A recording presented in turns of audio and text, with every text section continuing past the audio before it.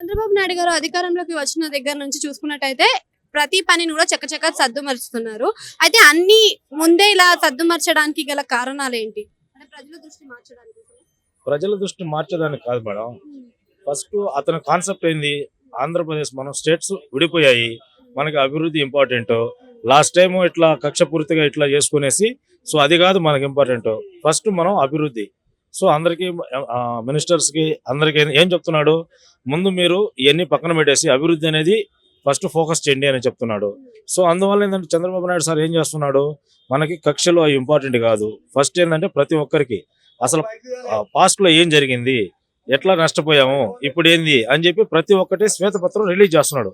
So మీరేందంటే అపోహలకు నమ్మొద్దు, వాళ్ళు చెప్పి ఈరోజు చెప్తారు అనేసి కాకుండా సార్ ప్రతి ఒక్కటి అది శ్వేతపత్రం రిలీజ్ చేసి 1 by 1 చేస్తున్నాడు. సో ఆయన ముందు మనం అతన్ని తప్పు పట్టడానికి ఏం లేదు.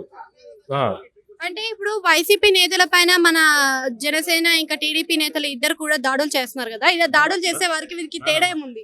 దాడులు చేస్తున్నారని చెప్పి ఎవరు లేదు మేడం. అది ఏంటంటే ఈ వైసీపీ వాళ్ళు చేస్తున్న డ్రామాలు, అంతేగాని ఇప్పుడు పాస్ట్ లో జరిగిన దానికంటే ఇది అసలు ఏమీ లేదు. జస్ట్ విలేజ్ లో చిన్న చిన్న ఇష్యూస్ కూడా దాన్ని పార్టీకి అంటడు కట్టడం అనేది అది ఓన్లీ ప్రజల్ని మభ్య పెట్టడానికి తప్పనిచ్చి ఏమి లేదు వైసీపీ వాళ్ళు చేసేది.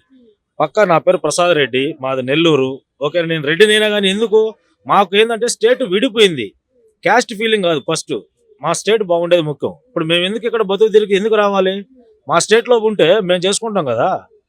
అది మాకు అక్కడ ఏంటంటే వీళ్ళు ఏంటంటే కొందరు నాయకులు ఏంటంటే కమ్మోళ్ళు, రెడ్డిసు, కాపులు అని చెప్పి ఇట్లా చేస్తున్నారు తప్పనిచ్చి ఇప్పుడు వైసీపీ వాళ్ళు చేస్తున్నది ఏంది, కేవలం ప్రజల్ని మభ్య పెట్టాలి. మళ్ళీ అంతకు మించి ఏం లేదండి.